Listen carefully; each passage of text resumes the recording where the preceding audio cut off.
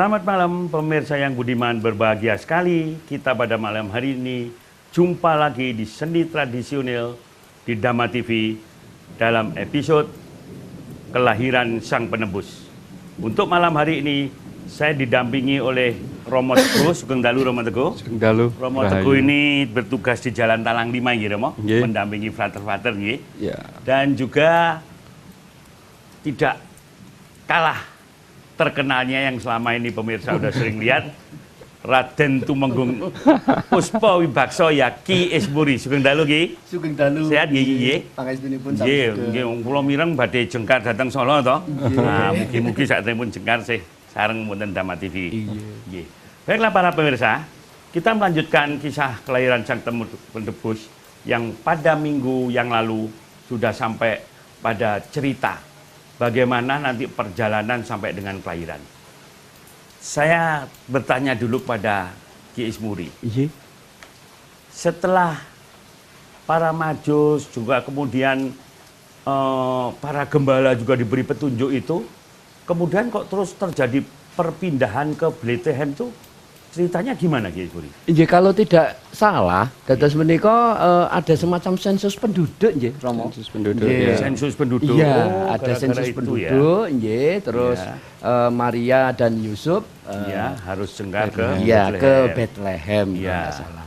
Nah, waktu itu penggarapan saya juga saya sesuaikan dengan cerita. Nggih. Menika gembala menika saya buat juga adegan-adegan kecil. Dados Keculan, wonten nggih. humoripun Nah, Romo. nggih, nggih, Iya, saya. Pada gembala gelan, dengan dialog. domba-dombanya ya. Nggih. Dan dombanya tentu Dombanya anak kecil ya. kecil-kecil, Wah, pantes nggih. lucu jadi ya. lucu sekali waktu Nggih. itu. Saya sendiri juga sangat tertarik melihat adik-adik kecil kita Bersemangat begitu begitu ya. semangat di dalam menarikan dia sebagai domba. Iya. Dan gembalanya yang besar-besar dialog dengan keculan untuk menghibur para rawuh, para penonton. Iya, iya, iya, iya. Nah, ketika itu setelah Maria ke Bethlehem, itu kami gambarkan di situ ada orang kaya, nembetin Klentu Jeromo. Iya, iya. Ada orang kaya, maksudnya Yusuf dan Maria itu ingin Menginap di situ, menginap, iya. ingin nonop nek cara anu Iya, neno. nonop, iya. Ngayom. Nah, nek Ngayom. cara Jawane diperbolehkan untuk Karena menginap. menjelang kelahiran ya. Nggih. Tapi ternyata orang kaya tersebut tidak mengizinkan. mengizinkan. Nggih. Iya, iya, iya. Diusir suruh pergi itu. Wah, itu penderitaan Nggih, betul tuh ya. disuruh pergi itu terus kebetulan dalam perjalanan dengan penderitaan, dengan perut yang sudah membesar, Iya. karena sebentar lagi akan melahirkan itu, akhirnya hanya satu tempat yang bisa ditemukan adalah kandang peternakan. Nah, matur nuwun Pak Ismuri. Setelah di kandang peternakan itu akan terjadi proses kelahiran tentu saja. Iya. Wah, ini ahlinya yang harus membahas Nggih, itu. Romo. Kados pundi Romo Teguh? Setelah berada di kandang tadi sampai terjadi kelahiran, kira-kira kisahnya gimana? Romo. Pertama yang saya ingin sampaikan yaitu semangat para gembala lah, Semangat para gembala ya. bahwa ternyata yang mendapat berita itu bukan orang-orang Tidak besar, ada orang besar. iya. bukan bahkan, Iya, tetapi yang tapi pertama justru kali gembala. itu para gembala. Para gembala adalah seorang yang dekat dengan alam, orang yang rendah hati, orang yang sebetulnya dipinggirkan karena dia tidak suci, tidak saleh-saleh sekali. Dia sering bergaul dengan orang-orang lain. Dia harus menjual, dia ada di pinggiran kota gitu. Tetapi justru karena dia di pinggiran kota itu dia dekat dengan alam. Dia sering samadhi, dia sering diam. Dia tidak perlu puasa lagi karena setiap hari kelaparan gitu. Jadi orang kecil ini tetap lalu menggantungkan diri pada Tuhan, lalu dialah yang mendapatkan warta. Nah, yang menarik, Tuhan lalu juga tidak di hotel, tetapi dia juga mendekati manusia dengan yang paling dekat, yang paling tidak dihiraukan yaitu kekecilan, kemiskinan, Iya, iya, kerendahan. iya, keadaan Disinilah kerendahan tadi ya. sebetulnya titik di mana Tuhan yang menjelma tadi itu tidak mengambil posisi yang tinggi atau menengah, kelas menengah ke atas atau menengah, tetapi yang paling bawah, Paling bawah, titik ya, paling rendah dari manusia secara ekonomis. Kira-kira begitu. Begitu ya, Romo. Baiklah, para pemirsa, rupanya kita sudah mulai lebih tinggi lagi nih mengenai filsafat. Gembala pun sudah diberi petunjuk seperti itu. Jadi tidak salah Romo ya, kalau sekarang Romo-romo ini juga disebut sebagai penggembala kayaknya ya. Karena dengan rendah hati dan selalu mengikuti petunjuk alam, dengan kesulitan-kesulitan dihadapi, tapi tetap bergembira ria untuk melakukan tugas sebagai gembala gitu Romo ya. Iya, iya. Baiklah para pemirsa, akan kita lanjutkan lagi setelah kita istirahat sejenak.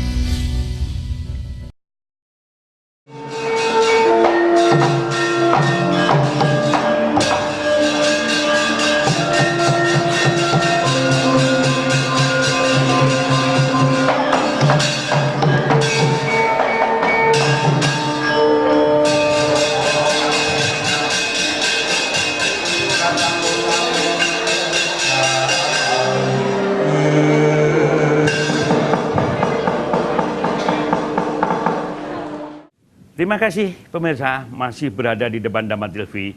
Kita lanjutkan kisah kelahiran Sang Penebus ini. Saya kembali menuju kepada Romo Teguh. Ya Romo, tadi terakhirnya ya akhirnya Romo-romo ini bertugas sebagai penggembala ya, dengan segala kerendahan hati. Lalu kelanjutan dari kisah tadi Romo, setelah dijelaskan Pak Ismuri sampai di kandang kan Romo. Iya. Bahkan tempat lainnya itu demikian sederhana. Itu kelanjutannya atau filsafat yang diperoleh di situ apa Romo? Monggo Romo Teguh. Para saudara pemirsa, Tuhan datang mengambil titik yang paling rendah dalam kemanusiaan, bahkan secara ekonomis, dia menyamakan sungguh-sungguh dengan kita. Maksud dari segala kerendahan itu di gua kemiskinan adalah supaya sungguh-sungguh bisa disentuh oleh siapapun, dirasakan oleh siapapun. Dia tidak tergolong apapun yang tinggi secara ekonomis, dia tidak berkuasa apapun, dia tidak punya jabatan, dia meletakkan diri paling dekat dengan kita, dengan manusia. Karena itu setiap orang yang seperti gembala, yang selalu mencari dan berharap, tidak peduli suku apapun, tidak peduli bahkan agama apapun, dia adalah sang pencari, seorang mistikus, dan mistikus itu ada dimanapun, suku apapun. Dan mistikus sang pencari inilah yang harusnya selalu tumbuh di hati kita, sehingga kita pun bisa didekati dan merasakan kedekatan Allah yang memang maunya lebih dekat kepada manusia. Kira-kira seperti itu. Terima kasih Romo Teguh, waduh indah sekali. Jadi tugas gembala ini memang berat mangke ya Romo ya, untuk kedekatan dengan manusia ini.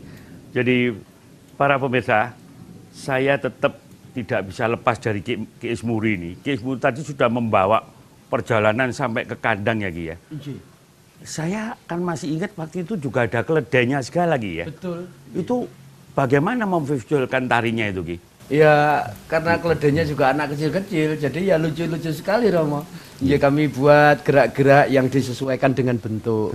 Lalu keledai yang ditunggangin sama Bunda Maria kan ada naik keledai itu juga? Iya betul, ada juga itu. Jadi keledainya juga besar gitu ya? Iya, ada yang kecil, ada yang besar. Lalu dalam perjalanan tari, Bunda Maria kalian garwanipun nggih joget.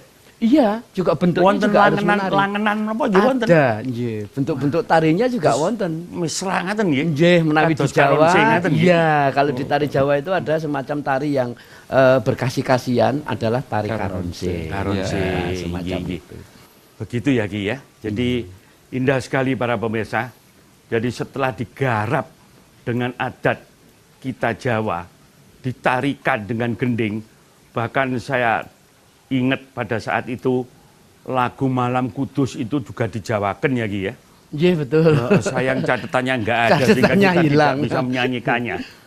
Saya rasa para pemirsa, kisah ini masih akan panjang pada akhir episode, akan dijelaskan lebih jelas lagi makna yang terkandung di dalamnya, dan pada tahun 2012 ini apa yang menjadi acuan untuk menuju hari esok yang lebih berbahagia, khususnya bagi umat Katolik, tapi pada umumnya bagi negara dan bangsa Indonesia tercinta ini. Kita istirahat sejenak.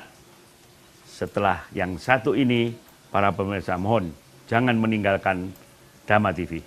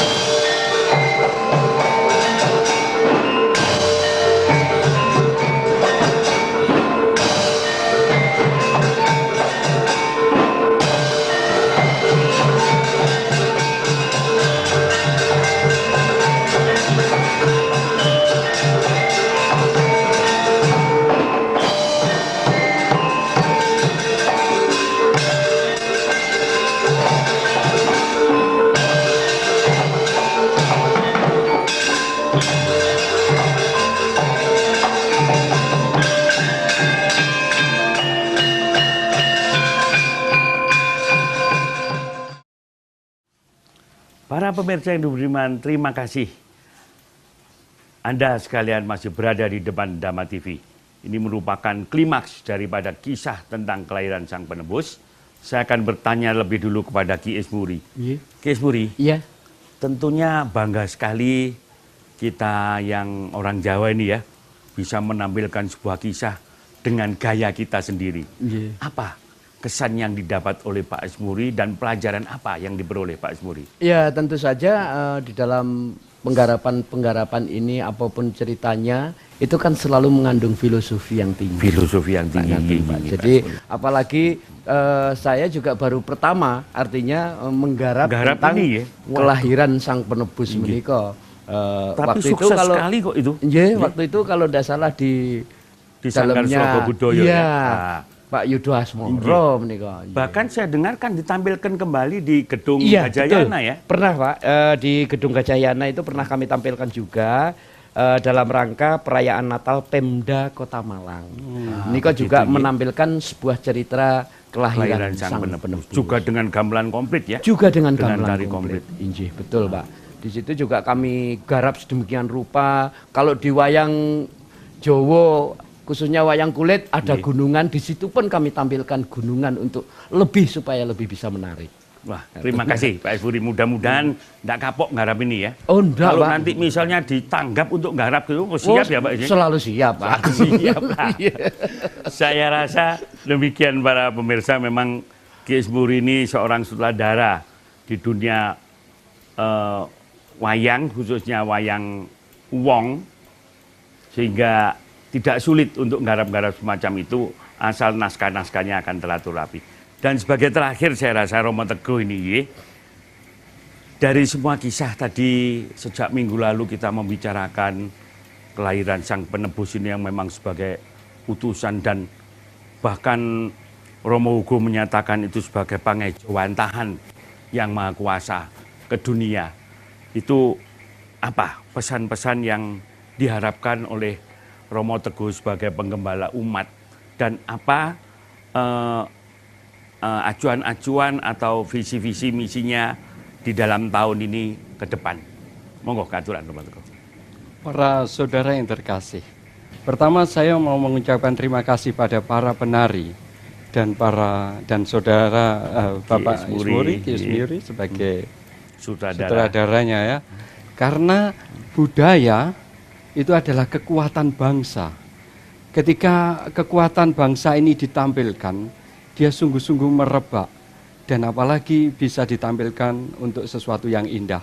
Maka salah satu yang saya pesankan adalah mari kita menjaga budaya dengan hal ini juga. Pesan Natal untuk tahun ini adalah bangsa yang berjalan dalam kegelapan telah melihat terang yang besar. Mereka yang diam di negeri kekelaman, atasnya terang telah bersinar. Itu berarti bahwa Tuhan hadir menyapa kita semuanya, menyapa orang Jawa, menyapa kita di Indonesia, dan kita menyambutnya dan mengungkapkannya dengan banyak hal, dengan tarian, dengan nyanyian, dengan doa. Maka pesan saya adalah mari kita kembangkan budaya, dan dengan budaya itulah saya masih ingat, saya agak sombong sedikit. Saya pernah menari tahun 2006 di Jerman, lalu di London juga, lalu tarian Jawa ya. Ketika saya menarikan surung dayung dan klono topeng, itu semuanya merasa bahwa budaya ini tinggi sekali gitu. Tinggi sekali. Dan kalau itu saja orang di luar sangat menghargai, saya dan Ki Esburi dan Ki Yudo, kita akan bersama-sama mengembangkan budaya kita. Karena budaya adalah sesuatu yang indah di dalamnya, selalu ada yang indah. Maka kami tadi seperti Romo Hugo mengambil budaya sebagai tempat untuk melihat kebijaksanaan. Seperti wayang kulit, tarian Jawa, gamelan, apapun yang kita punyai adalah indah. Maka terang itu tidak dari mana-mana, tetapi dari budaya kita. Tuhan hadir lewat budaya, lewat kemanusiaan, lewat gaya Malang ini. Tuhan hadir di Malang ini dengan gayanya sendiri, dan kita harus belajar menangkapnya seperti para gembala. Kita mencari, kita tidak sulap oleh materi, oleh kekuasaan. Kita terus mencari bersama-sama dengan agama-agama lain, dengan siapapun suku lain, dengan kelas ekonomi apapun. Kita berjuang bersama mencari Tuhan dan merasakan Tuhan di situasi apapun. Terima kasih Romo Teguh. Indah sekali filosofinya Romo Teguh ini ya. Para pemirsa, pada akhirnya waktu juga yang memisahkan kita. Namun saya percaya bahwa para pemirsa ini tidak akan kapok-kapok untuk berada di depan Dhamma TV, khususnya di hari Rebo jam 6:30. Apalagi 2 episode terakhir ini yang menjelaskan tentang kelahiran Sang Penebus. Khususnya bagi saudara-saudara saya yang beragama Katolik, mudah-mudahan pesan-pesan Natal yang tadi disampaikan oleh Romo Teguh bisa tersebar luas kepada saudara-saudara kita yang lainnya. Dan dengan demikian harapan yang paling besar di dunia ini adalah adat kembali kepada adat. Artinya apa? Jati diri bangsa tidak boleh hilang karena adat itu sendiri. Dengan demikian, semoga negara kesatuan negara Republik Indonesia tetap dapat kita pertahankan, dan jati diri kita akan kita temukan kembali karena kami masih melaksanakan kewajiban dalam adat kita masing-masing. Sekian. Sekian para pemirsa, selamat malam. Sampai jumpa di event yang akan datang di dalam seni dan tradisi. Rahayu. Rahayu.